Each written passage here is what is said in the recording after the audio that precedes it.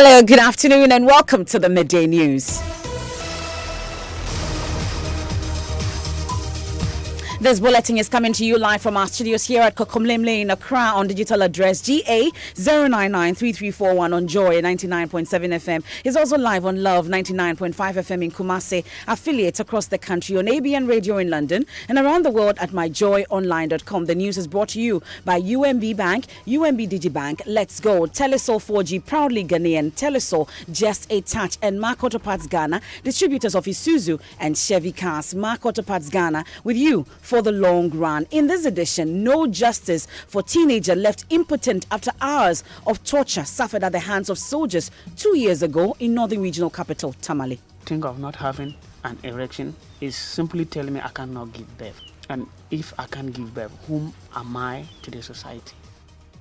We'll get a reaction from Shraj. Lecturers at the KNUST declare strike following dissolution of governing council triggered by violent protests on campus. We'll be there live. Also, member of dissolved KNUST governing council reveals government delegations sidestepped the council on its fact-finding mission on the university campus following Monday's violent protests. We were supposed to have had a meeting to actually look into the whole situation, only for us to told that the university council has been dissolved by government.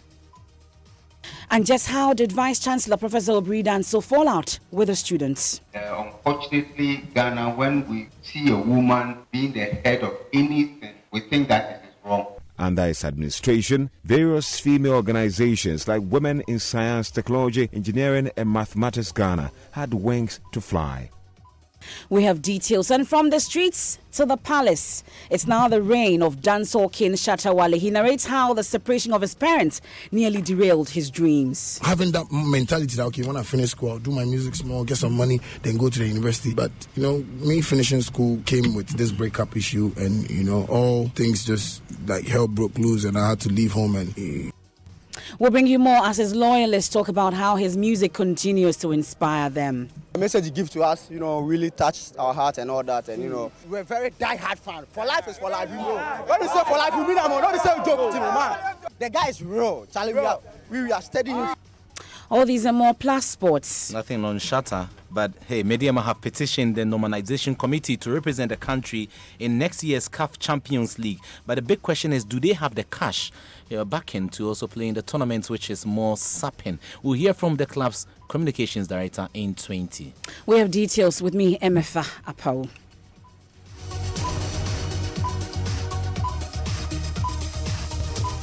We cross over to the KNUST campus now because lecturers at the Kwame Nkrumah University of Science and Technology have declared a strike. It follows government's dissolution of the university's governing council after a violent student protest. The students accuse the university management of failing to resolve the physical abuse by the campus security. After much deliberations, we've all decided that the government, as a matter of urgency, should restore the governing council of the KNUST. Then also, we don't recognize the interim management committee set up by the government yesterday. And the third thing that we also said was we are not going to withdraw our teaching services till government restores these back into where they belong to. So in effect, you are on strike? In fact, yes, we declared it with immediate effects. This afternoon, we got the information that government has brought on a representative of UTAG onto the interim committee. Does not appease you in any way? Well, you see, all these things that people are saying, we haven't even got an official statement from the government. We also heard it from multimedia yesterday. But even if they have done that, the issue we are saying is we see the move of the government as an attack on academic freedom.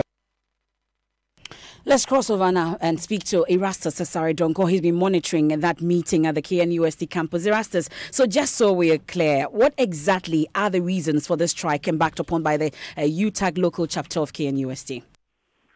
Well, so they all met this afternoon, quite a number of them. Some of them are still here, and they have decided that they do not recognize the interim council that has been set up by government. Secondly, they are disregarding the interim council. They want the initial council to be restored immediately.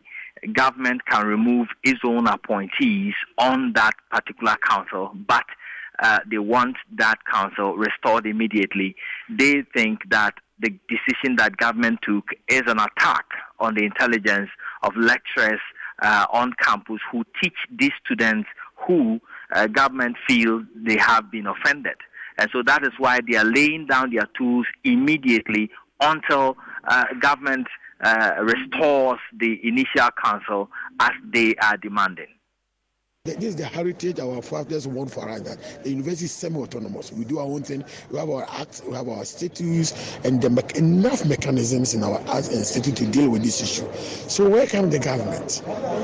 Gone are the days when the government was a chancellor of a university. Now we have a chancellor, we have a governing council, a chairman appointed by the government, and 3 other people.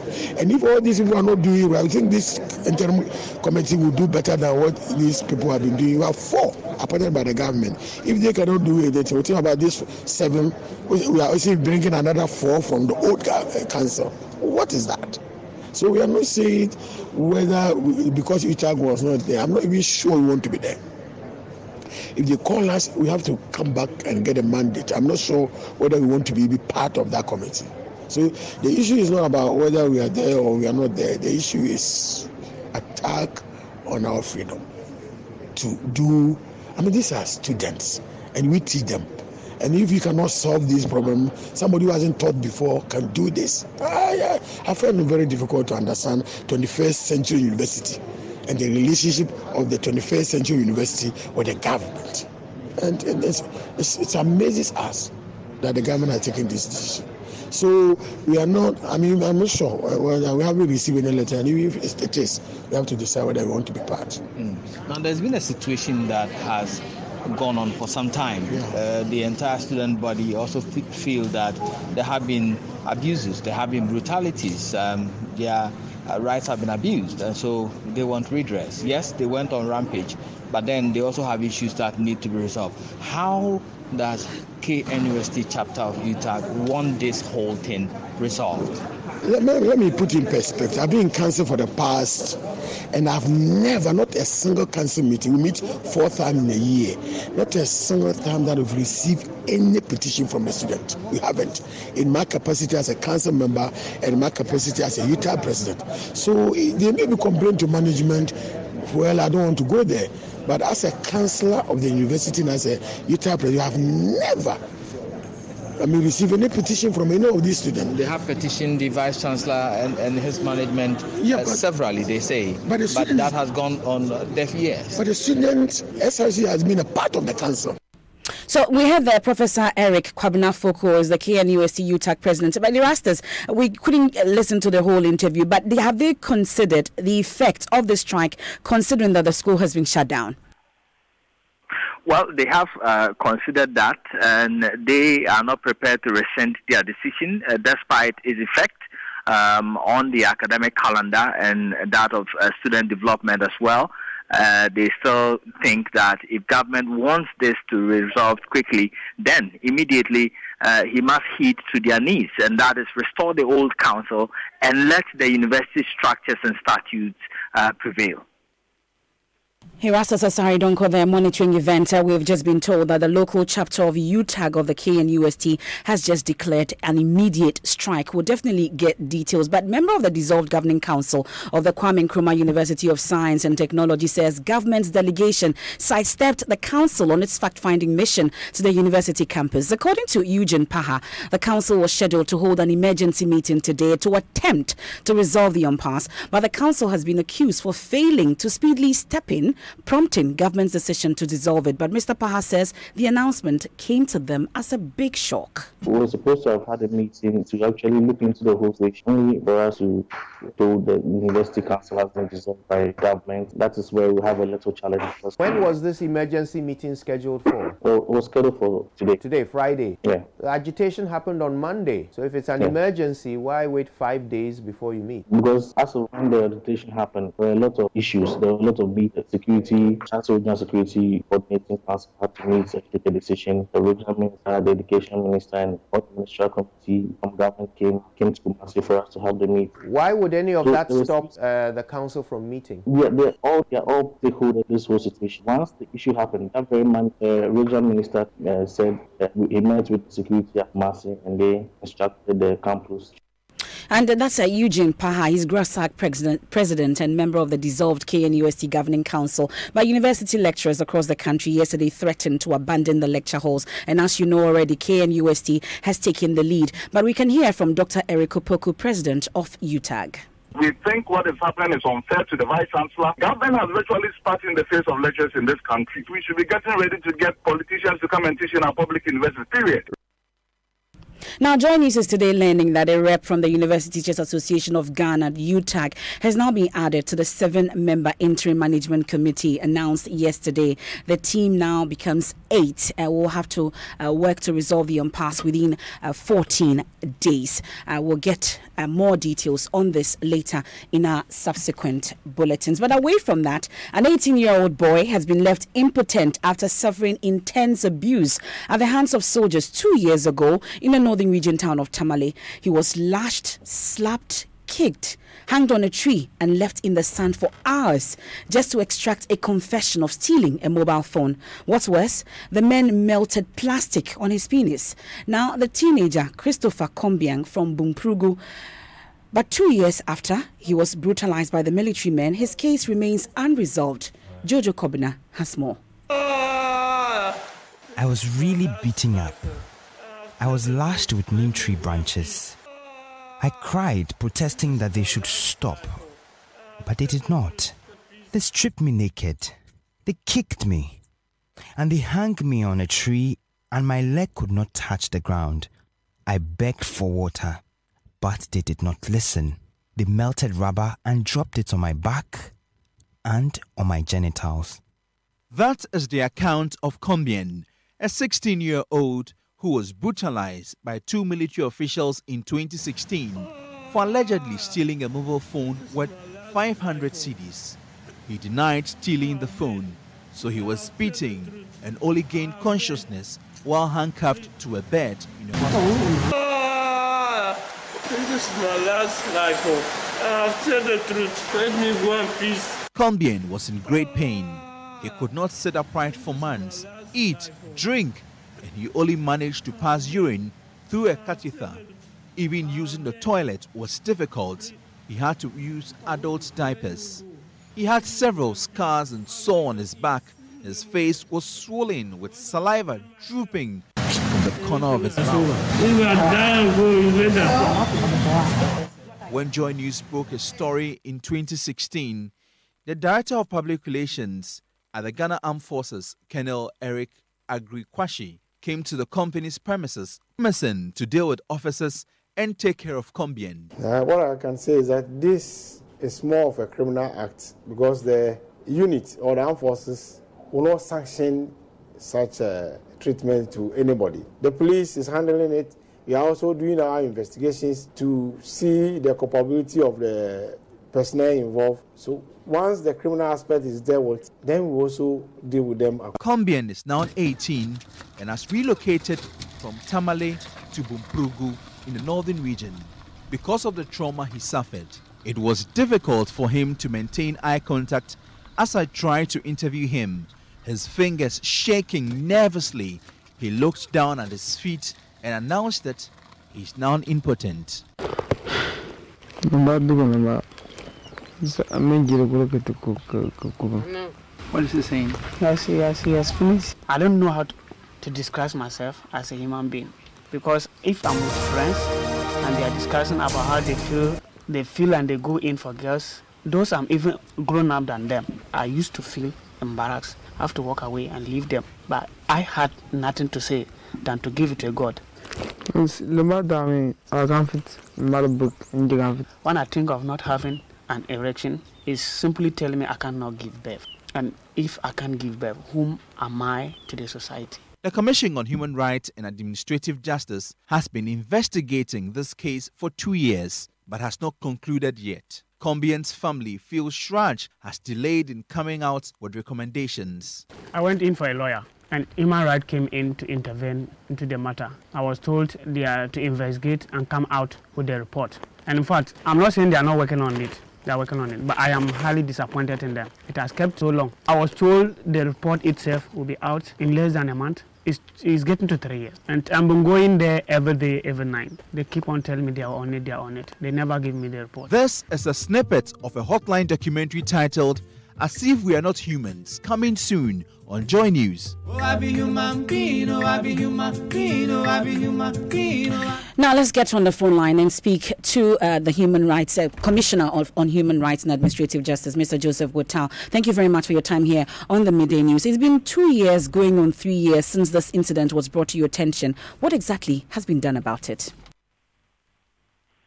Quite a lot has been done.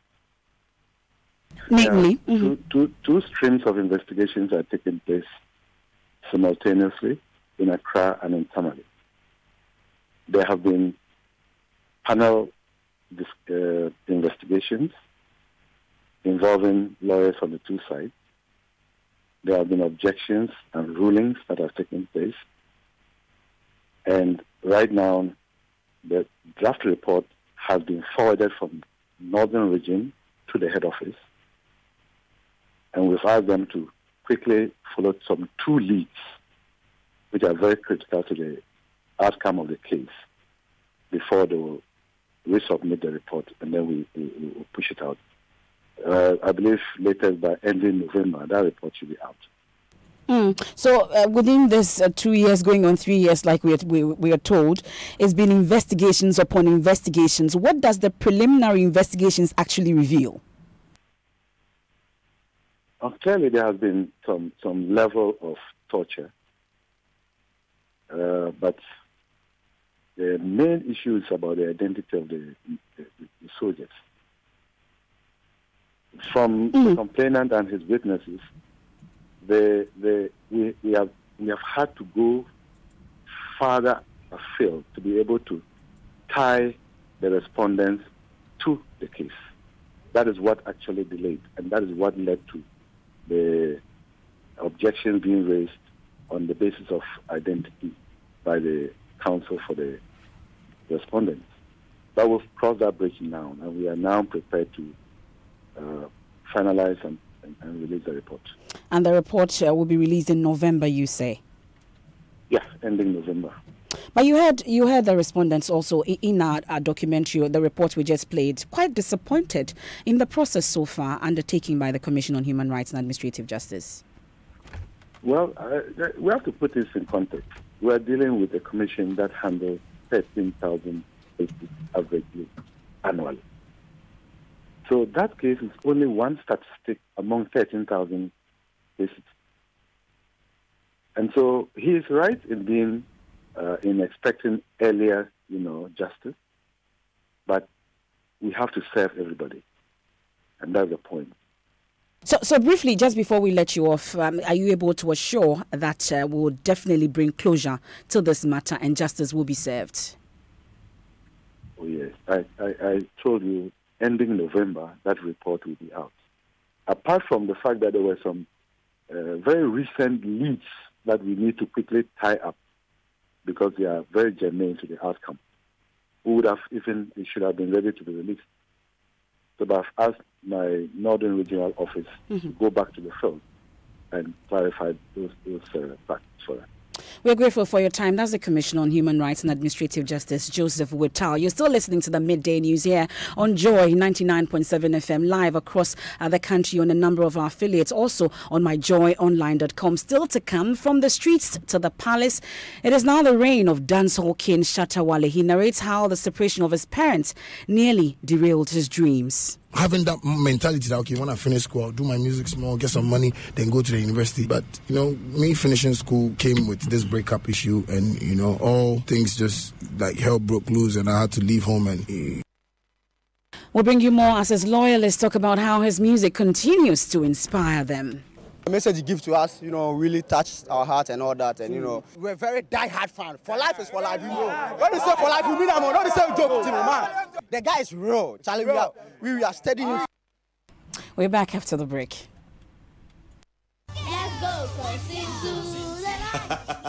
My name is Kwame Sefakai, and most of you know me as a media personality, but I am also a family man. The UMB mobile banking app, UMB Speed App, saves me so much time by letting me do almost all of my banking transactions on my phone. The cardless withdrawal feature allows me to withdraw cash from any UMB ATM without an ATM card. I can also pay bills, transfer money, request for a loan, invest money, and so much more. So now, I can spend less time at the bank and more time with the ones I love. Bank anywhere and anytime with a UMB mobile banking app, UMB Speed App, and get the time to do what you love most. Download the UMB Speed App from your Android, iOS, or Windows phone today. Call 0302-633-988 for more information. UMB Speed App, Digibank, let's go! Now, this very moment, it's the pulse of possibility, potential, power.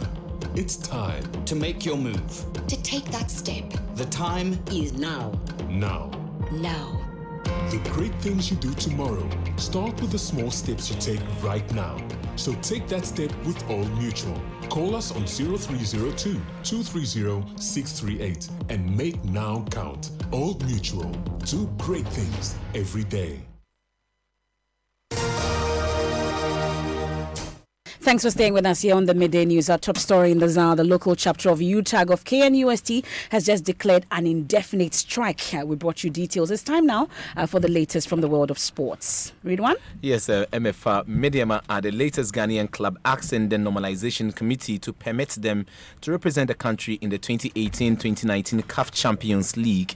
Last week, a decision was taken by the clubs at a stakeholders meeting to bar clubs from playing in Africa due to the ongoing reforms in the country. But Mediama argue that having finished leaders after the first round of the suspended Ghana Premier League, they deserve the slot. Playing in Africa has been a burden for Ghanaian clubs in the years, and so we've been finding out from Mediama's communications director Patrick Akoto if the club have the financial wherewithal to compete. Playing in Africa has never been a joke, and we've thought through about it. People make the case as if Mediama is a novice when it comes to Africa Interclub competition. We've played in Africa on 2 occasions. We played in 2014. So currently, do you have the resources to play in Africa? I'm not too sure that if we did not have the resources, a big brand like Mediama will go ahead and file a petition to the Normalization Committee. That would be a practical joke. Those talks, for me, they are extremely inconsequential in this discussion. First of all, we need to be granted the permission to go first before we can even talk about the other matters. You heard Patrick Akoto there for you. There's more sports. We'll be looking at some other issues. The Clásico coming up this weekend in Spain between Barcelona and Real Madrid at the Camp Nou at 10 minutes after 1 with George Addo Jr. on Locker Room, and the team will be here. Thank you, Ridwan. Now let's head to Parliament. The Appointments Committee are currently grilling the Information Minister designate Kojo Nkrumah, and he's been saying that postings have begun for beneficiaries of NAPCO at various districts so they can begin work by first week of November. Joseph Opoku-Gakpo is there for us and joins us on the line. So what are the issues that have come up at this Appointment Committee sitting? So the NAPCO issue came up. The MP for Boede, Samson Ahin, was questioning why they haven't begun work. And Kojo Nkrumah said the postings are on and that by first week of November, they will be beginning work. There were also questions about what is being done to ensure that GTV and GBC deliver on its mandate to provide adequate information to Ghanaians. And the minister disclosed that the former minister, under his watch, there was the establishment of a committee by the president to make recommendations on GBC restructuring, and that committee is completing its work and that the reports will be implemented to ensure GBC focuses more on public service and that there is increased investment. One other issue that has come up has been how the media's capacity can be built, and he said that in the 2019 budget, there is a media capacity enhancement project that money is being made available for to ensure that the media is well prepared to help with information dissemination to Ghanaians. So he's still before the committee as we speak. And who's next in line after him? If I say that again I'm asking who is up next after Kojo Nkrumah. Once he's done, the minister designates for Gender, Children and Social Protection, Cynthia Morrison, who is also a member of Parliament for Algona West, will be appearing before the committee. And a little later in the day, Minister designate for the Bunahafo region, Evans Poku Bobio, who is also a deputy minister in the region at the moment, will be appearing before the committee. Joseph Opoku Gakpo, the parliamentary correspondent, monitoring events at the Appointments Committee in Parliament. Now, from the streets to the palace as the dancehall king, Shatta Wale has opened up about how the separation of his parents nearly shattered his young dreams. Speaking on the Super Morning Show with Daniel Dadzi, the Kakai hitmaker stated he picked the pieces of what he had when he was forced to the streets. Family issues, my dad and mom had this breakup issue, and my man has to leave home and go on the streets and hustle. But tell us about those moments, the time when you had to leave home. Why did you leave home in the first place? The career, I had a plan with my dad that when I finished SHS, I was gonna pursue music for 2 years, then make some money and go to the university, because it's done in the States, they're everywhere, people do it. They go play live band, gigs, and get some small money and pay for their school fees and stuff. So I feel like, I can do that in Ghana, but the system wasn't like what I was saying. Having that mentality that, okay, when I finish school, I'll do my music small, get some money, then go to the university. But, me finishing school came with this breakup issue, and, all things just hell broke loose, and I had to leave home and because the info we have is that you were sacked from home. It was the issue. You understand? Okay, it was because of the breakup. Yeah, Shatta Wale also has some advice for politicians. Ghana is late 500 million years back because of certain people and the way the country is being, the way our leaders are controlling the country is nice. We like it, but you see, Dan, what I can tell you is that they're not on the streets. And they're not in touch with what the people are feeling. Yes. You see, right now, people are complaining. There is no money. They don't understand why this is going on. They don't understand why that is going on. I believe the politicians should have time to get closer to the people more. Because you see, if you get to another election time, if you get to another election year, and all they will feel is that all the people will feel is that, okay. But you see those things, it brings us back. Because what Nana wants to do is something that he wants to achieve. But because he doesn't get close to the people and know their problems, so he will fail that mission of getting Ghana to where he wants to get Ghana to. And another president to come and restart again. That is why we are always going for coming back. And I believe the president needs to put some stress off and give us, the youth, that chance to control certain parts of Ghana. Because they can, for God's sake, they are like our fathers, and we understand. The generation now has a certain mentality, and if they don't try to solve that mentality and, change that perception about them and how we feel about them, the youth are going to rise, and it's going to be a different thing. So one thing is for sure, Charles Nyama Mensah never stops talking about his fans and their role in bringing him to where he is now. Maxwell Agbagba has been speaking to some of them who gathered in front of Joy FM during his interview today. I know my level. Anybody I know my level. I know my level. This is what is going like. It's going down here right at Joy FM. Loyal fans we are talking about of Shatta Wale. People say that all other musicians have fans, but Shatta Wale has, loyalists. They say it's SM to Casket, Shatta Wale to Casket, and they're leaving no stone unturned in showing support. I learned from me. For life. What he says, come inside, he do many things that motivate the street, so we're just learning from him. Yeah. Well, what kind of things does he do to motivate the street? His words, how he reacts, his music, everything. Yeah. Sometimes the message he gives to us, really touched our heart and all that. So you had some fans of Shatta Wale there interacting with Maxwell Agbagba.